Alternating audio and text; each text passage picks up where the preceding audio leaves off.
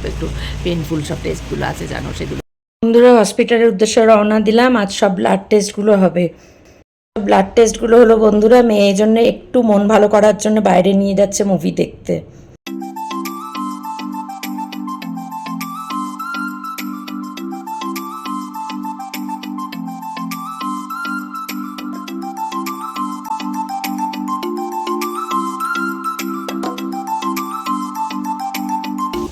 শুভ সকাল বন্ধুরা, কেমন আছো সবাই?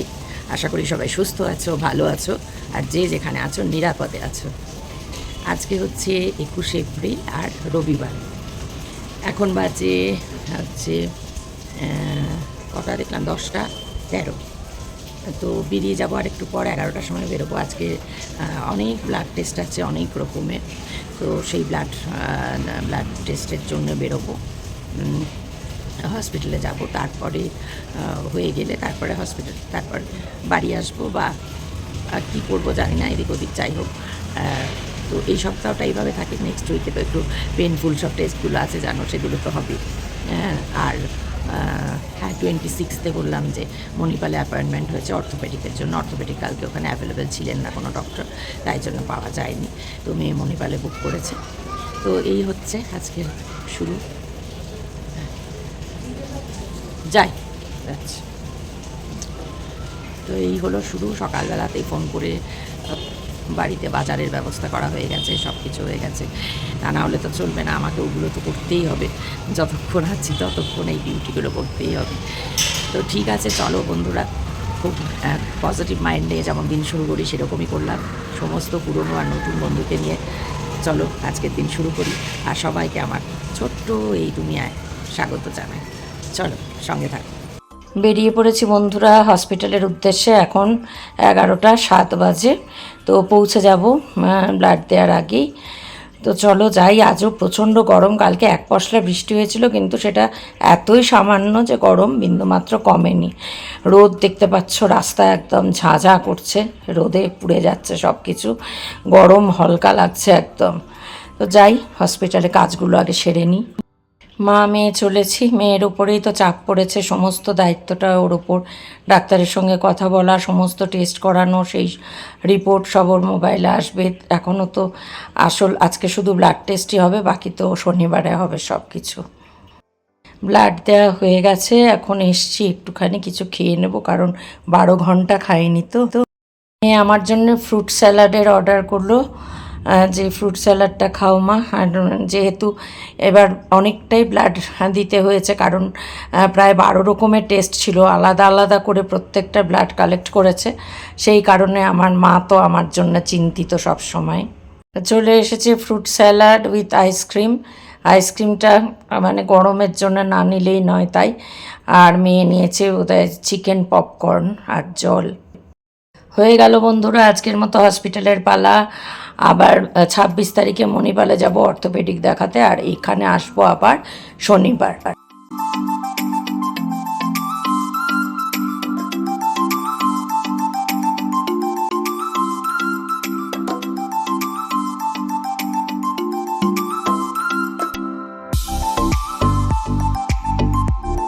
রোদের কি হলকা গো, এই ফিরতে ফিরতে হসপিটাল থেকে। হ্যাঁ, নাক মুখে মনে হচ্ছে যেন একদম গরম গোলা ঢুকে যাচ্ছে, শীষের মতো বিঁধছে। বন্ধুরা আমার মা মানে আমার কন্যা আমাকে নিয়ে যাচ্ছে একটু মুভি দেখাতে আজকে। বলছে মন ভালো করার জন্য চলো, আজকে অনেকটা ব্লাড দিয়েছ, মন মেজাজ হয়তো ভালো থাকবে না।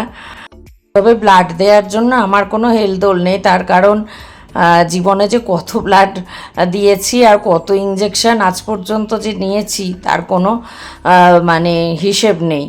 কাজেই সেটা কিছুই না। আসলে ও নিজে স্ট্রেসের মধ্যে আছে আমাকে নিয়ে। কাল থেকে তো আবার অফিস টানা চলবে, সেই জন্য আজকের দিনটা একটু আমাকে নিয়ে কাটানো।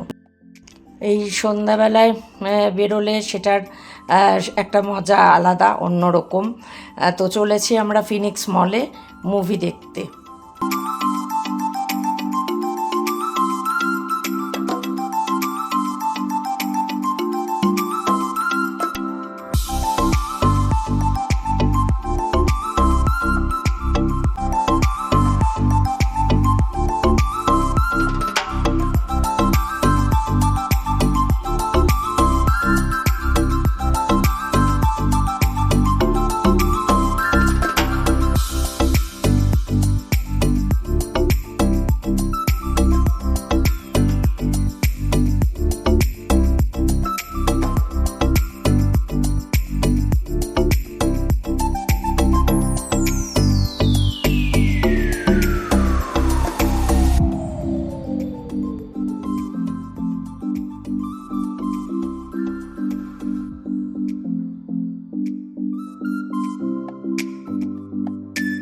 পৌঁছে গেছি বন্ধুরা ফিনিক্স মলে। শো টাইম হচ্ছে 7:30, ডট 7:30 বাজে। তো আমার তো একটু হাঁটাচলা করতে অসুবিধা হয়, তোমরা জানো। তাও যাই হোক, মেয়ে বলল তুমি একটু এগিয়ে যাও, ও পেছন পেছন আসছে। তো যাচ্ছি ফিনিক্স মলে। এই নিয়ে আমার 3বার আসা হলো ব্যাঙ্গালোরে।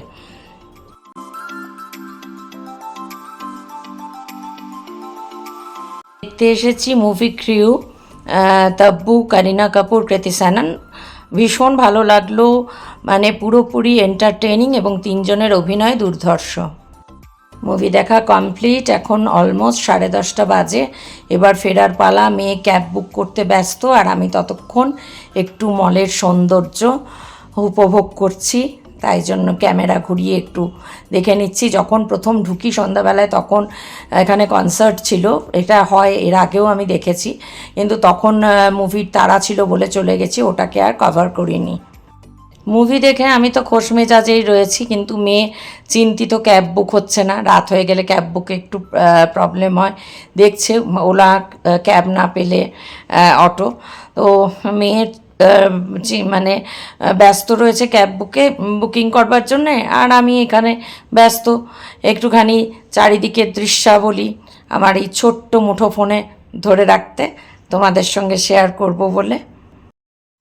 যেসব বন্ধুরা তোমরা ব্যাঙ্গালোরে থাকো বা আসো, তারা তো ফিনিক্স মল অবশ্যই দেখেছো। আমি এই নিয়ে বললাম যে 3বার এলাম। আমার ভীষণ ভালো লাগে ফিনিক্স মলে এলে। আরও 2-1টা মলে গেছি, লিডো মল, গোপালন মল, কিন্তু ফিনিক্সটাই আমার সব থেকে বেশি ভালো। এবার চললাম, ক্যাব বুক হয়ে গেছে। তো আমার কন্যা বলল তুমি যাও হেঁটে, তোমার তো আর কেউ ক্যামেরা করে দেওয়ার নেই, আমি যখন আছি তখন আমি করে দিই। তো অগত্যা আমার হাঁটা তো বুঝতেই পারছো, সেই সদ্য হাঁটা শেখা বাচ্চাদের মতোই টলমলো, মনে হয় এই বোধহয় পড়ে গেলাম, এই বোধহয় পড়ে গেলাম। তো যাই হোক, এইখানে কনসার্ট হচ্ছিল, এখানেই হয় জানো তোমরা সবাই। তো পিভিআর, এখানেই সিনেমা দেখে বেরোলাম। তো চারিদিকে লোকজন জমজমাট, খাওয়া দাওয়া চলছে রেস্তোরাঁগুলোতে। খুব ভালো লাগে সত্যি, এখানে এলে মনটা খুব ভালো হয়ে যায়। অটো আসার অপেক্ষায় দাঁড়িয়ে থাকতে থাকতে আবার সামনের কিছু দৃশ্য তুলে নিলাম।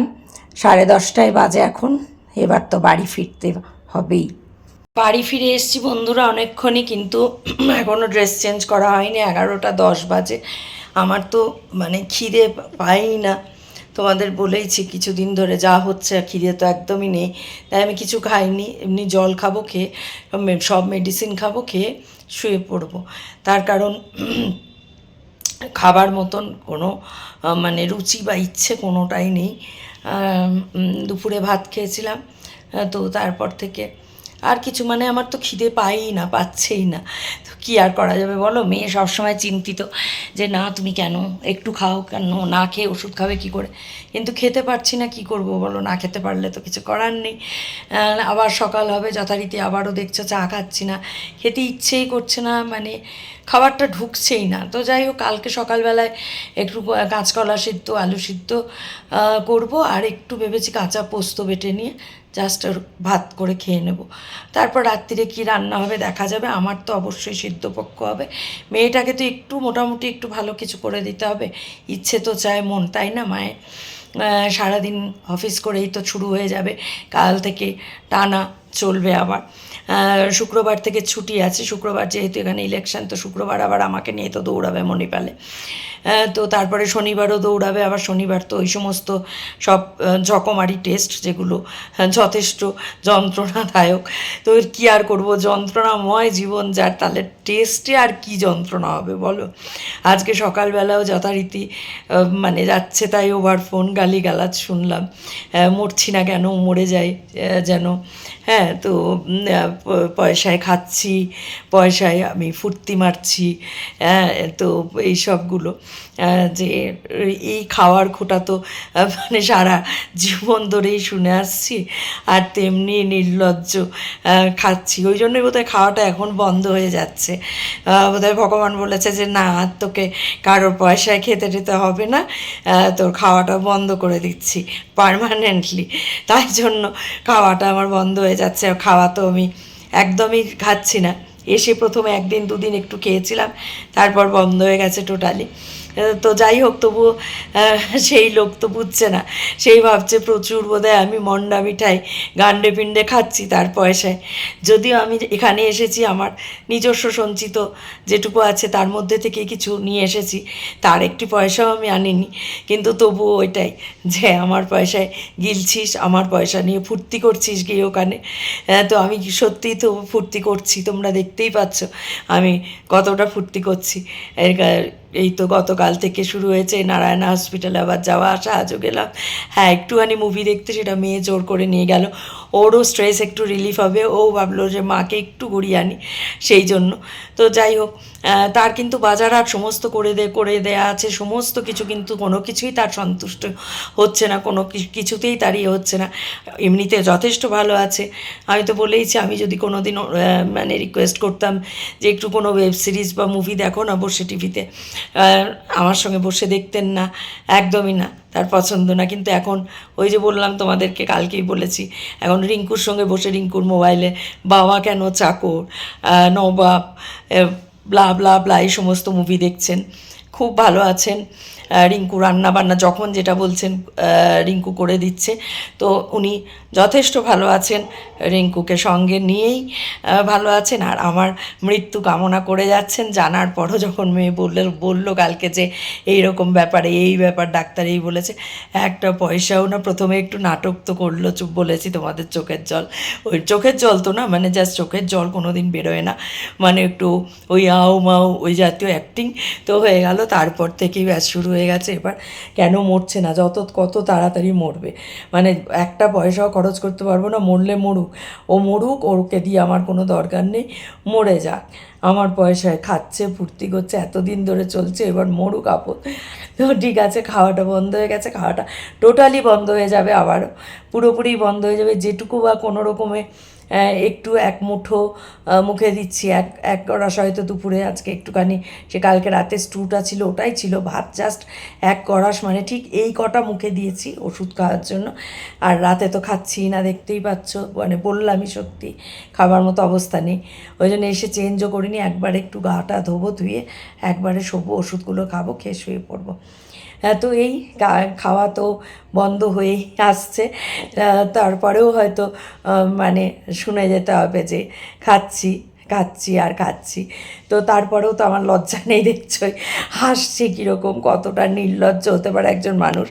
28 বছর ধরে এরকম নির্লজ্জতার সঙ্গে জীবনযাপন করে এসেছি, জীবনযাপন করে আসছি, লজ্জা সত্যিই আমার লজ্জা কম, তাই জন্য এখনও হাসি বেরোয়। তো কী করবো বলো, হাসির রোগ, তো এরকম করে বিদ্রুপ করে বললে হাসিই পায়। তো ঠিকই তো, পয়সায় তো খেয়েছি, খেতে তো পেতাম না আগে, সত্যি কথাই এটা বিয়ের পর থেকে শুনেছি, বিয়ের আগে খেতে পেতাম না, আমার বাবা খেতে দেওয়ার ক্ষমতা ছিল না, তাই বিয়ে দিয়েছিল খাবার জন্য। সত্যি কথা, এদের বাড়িতে এসে প্রথম আমি খেতে পেয়েছি, কোনো দিন খেতে পাইনি আগে। তো সেই খাওয়ার কোটা সবাই মিলেই দিত, শুধু এই ব্যক্তি যে তা নয়, তার পরিবারের অন্যান্য লোকরাও অনেক খাওয়ার কোটা দিত কথায় কথায়। তো যাই হোক, সবার প্রার্থনা হয়তো ভগবান এতদিনে হলো শুনেছে, ভগবান যে শুনেছেন, যেন শোনেন ভালো করে, সেটাই আমি চাই, ভীষণ অন্তর থেকে চাই যে হ্যাঁ, মেয়েটা একটু কষ্ট হতো, মেয়েটা ডেফিনেটলি হবে, একটু কেন বেশি কষ্ট হবে, তবে সময়ের সঙ্গে সঙ্গে সব কিছু ঠিক হয়ে যাবে, ও নিজেও নিজেকে শক্ত করে নিতে পারবে একটা সময়। তবে এত শুনে তো আমার কোটা পূরণ হয়ে গেছে, এবার ঈশ্বরকে বলি যে অনেক তো হলো, এবার খেলাটা শেষ হোক, এবার খেলাটা শেষ হওয়া দরকার, অনেক খেলে নিয়েছি, অনেক খেলতে খেলতে এত হাঁপিয়ে গেছি, ক্লান্ত হয়ে গেছি, আর খেলার ক্ষমতা আমার নেই, তাই জন্য এবারের খেলাটা এবারের মতন যেন খেলাটা শেষ হয়ে যায়। মেয়েটাকে ঈশ্বরই দেখবেন, নিশ্চয়ই সহায় হবেন, নিশ্চয়ই মনের জোর নিয়ে ও চলতে পারবে, কারোর জন্যই কিছু ঠেকে থাকে না, আমার জন্য ওর জীবনে কিছু ঠেকে থাকবে না, ভেঙে পড়বে, অবশ্যই ভেঙে পড়বে, আমি জানি, কারণ আমি ছাড়া সত্যি ওর কেউ নেই। তারপরেও হয়তো আমি না থাকলে অনেকে আসতে পারে পাশে, যারা হয়তো আমার জন্য মানে অতটা কাছাকাছি হতে পারছে না, ওর রিলেটিভসদের কথাই বলছি। তো যাই হোক, সবাই অন্তত সবাই যে খুব খুশি হবে এই খবরটা, মানে সত্যি যখন ব্যাপারটা সত্যি সত্যি মানে হয়ে যায় যদি, তাহলে অনেকে খুশি হবে। এবার সবাইকে খুশি করতে পারার মতো আনন্দ তো আর কিছুতে নেই। আমি তাই জন্যে সবসময় ঠাকুরকে ডাকছি যে এইটুকু অন্তত দিও, যে আমার জন্যে কারোর বাকি যারা মানে এই আনন্দটা চায়, অনেক বছর ধরে চাইছে, তাদের সেই ইচ্ছেটা যেন পূর্ণ হয়। এই ইচ্ছেটা যেন তুমি পূরণ করো ঠাকুর, এটাই আমার ঠাকুরকে রাত দিনের বলা। তো আর কি বলবো বলো, এই আমার বকবকানি সারাদিনের এই টুকরো টাকরা যা কিছু হলো কাটলো। কাল থেকে আবার মেয়ে বেরিয়ে যাবে, আবার সেই একা একা চলবে। তো যাই হোক, ওই টুকটাক কাজ করব যতটুকু পারবো, আবার যখন পারবো না তখন এসে বসবো। জানোই, খুব খারাপ না হলে আমি শুয়ে পড়ি না একদম। তবু এখন একটু টায়ার্ড হয়ে যাচ্ছি, খুব দ্রুতই টায়ার্ড হয়ে যাচ্ছি। তো কিছু করার নেই। তো চলো, আজকের মতন আমার বকবকানি এখানেই শেষ করছি। তোমরা সবাই খুব খুব ভালো থেকো, সুস্থ থেকো, আনন্দ থেকো, হাসি খুশি থেকো, আর অবশ্যই আমার সাথে, আমার পাশে থেকো। তো যদি আজকের বকবকানি ভালো লাগে তাহলে একটা লাইক করো, কমেন্ট করো।